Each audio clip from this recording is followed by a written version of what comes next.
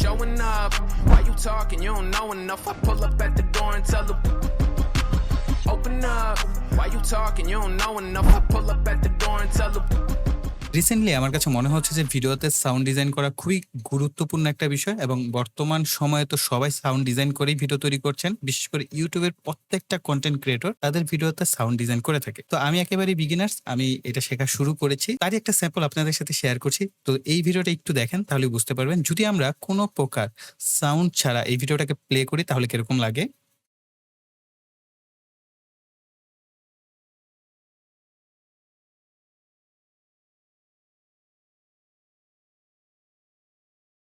এখন আমরা দেখব সাউন্ড ইফেক্টস অ্যাড করার পর দেখতে কিরকম হয়।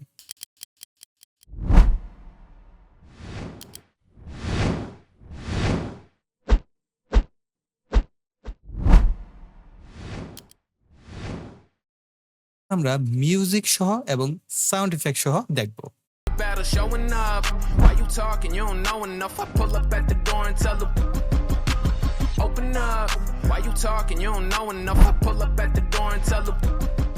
এই ভিডিওটা মূলত আপনাদের সাথে শেয়ার করা যে আমি একেবারেই নতুন এই সেক্টরে, যে সাউন্ড ডিজাইন আসলে করতে হয় ভিডিওতে। আমি এত বছর যাবত এত ভিডিও করেছি, আমার কোনো ভিডিওতে আমি সাউন্ড ডিজাইনের কোনো পরিমাণ ইফেক্ট কোনো কিছু তেমন একটা ব্যবহার করি না। খুবই সিম্পল ট্রানজিশন ব্যবহার করে থাকি, হয়তো দু একটা ক্লিক ব্যবহার করা হয়, কিন্তু তেমন কোনো কিন্তু সাউন্ড ডিজাইনের কাজ করা হয় না। কিন্তু বর্তমান সময়ে আমাদের প্রত্যেকের ভিডিওতেই সাউন্ড ডিজাইন করা ইম্পর্টেন্ট। তো আমি যেহেতু শেখা শুরু করেছি, এখন আপনারা কি আমার কাছ থেকে শিখতে চান কিনা? আমি যতটুকু শিখলাম সেগুলো আপনাদের সাথে শেয়ার করব। তো তার জন্য অবশ্যই প্রিয় ভাইরা একটু কমেন্ট সেকশনে জানাবেন, তাহলে আমার কাছে বুঝতে সুবিধা হয় যে সাউন্ড ডিজাইনের উপর আপনাদের জন্য সেপারেট কোনো টিউটোরিয়াল সিরিজ নিয়ে আসা যায় কিনা। এবং এইখানে ভাই শিখার অনেক কিছু আছে। এখানে যে এই যে কয়েকটা হুশ, তারপরে কয়েকটা ক্লিক, এই ধরনের বিষয় ব্যবহার করে আসলে সাউন্ড ডিজাইন করা হয় না। সাউন্ড ডিজাইনের মধ্যে আরো অসংখ্য এলিমেন্ট রয়েছে যেগুলো আমি এখন ধীরে ধীরে শিখছি, এবং এটার যে গভীরতা এত বেশি, আমার কাছে মনে হয়েছে সাউন্ড ডিজাইন মানে হচ্ছে কয়েকটা ক্লিক হুশ টুস লাগিয়ে দিব, বাস হয়ে গেল। তো বিষয়টা এরকম না। এই যে সাউন্ড ডিজাইন, এই সাউন্ড ডিজাইন কিন্তু আপনার ভিডিওর যে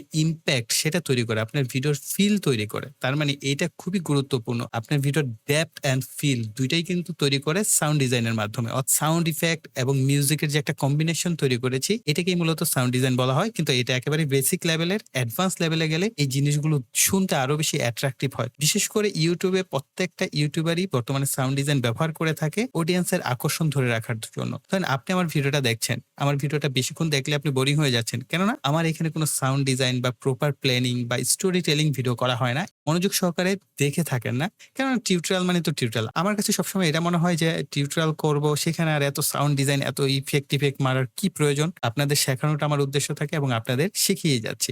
তো যাই হোক, আপনারা যদি চান প্রিয়রা অবশ্যই একটু কমেন্ট সেকশনে লিখবেন, ভিডিওতে লাইক দিবেন, শেয়ার করবেন। আর যারা এখনো চ্যানেলটিকে সাবস্ক্রাইব করেনি, এরকম এক্সাইটিং অসংখ্য ভিডিও টিউটোরিয়াল আসছে, যেমন এখানে আমি নেটফ্লিক্স অ্যাড তৈরি করেছি।